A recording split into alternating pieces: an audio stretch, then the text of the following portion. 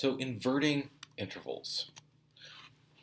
Reviewing what we know, we learned that inversion means flipping your interval such that what was the higher note becomes the lower note, and vice versa. Interval numbers invert in pairs that add up to 9. So thirds invert to sixths, sixths invert to thirds, seconds go to sevenths, and sevenths to seconds, and fourths to fifths, and vice versa.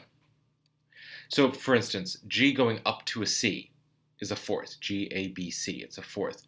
G going down to a C is a fifth, because 4 plus 5 is 9. Now, inverting with chord qualities adds another dimension to it. Major intervals invert to minor intervals. Minor intervals invert to major intervals. Perfect intervals invert to perfect intervals.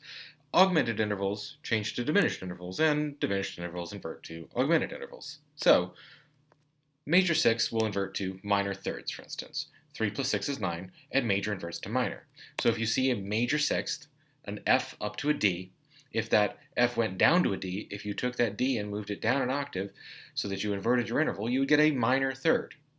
And here are all your standard pairs.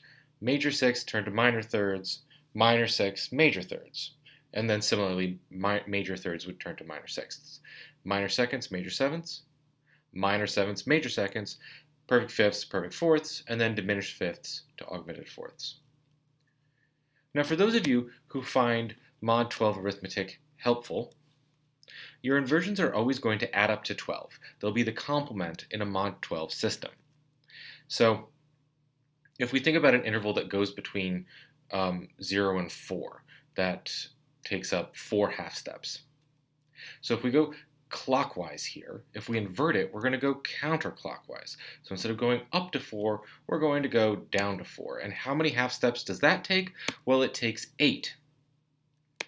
And 4 plus 8 equals 12. So that means that an interval that takes up 4 half steps, like a major third, is going to invert to an interval that spans 8 half steps, like a minor sixths. So let's take this. If we go clockwise from 0 to 2, it's 2. If we go counterclockwise from 0 to 2, it's 10. 2 plus 10 is 12. Whole steps, something that spans 2 half steps, invert to minor sevenths that span 10 half steps.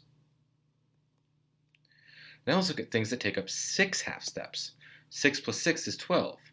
Something that takes up 6 half steps is going to invert to something that spans 6 half steps. So two intervals that span 6 half steps, diminished fifths and augmented fourths, are going to invert to one another. Fifths to fourths because 4 plus 5 is 9, and then diminished turns to augmented.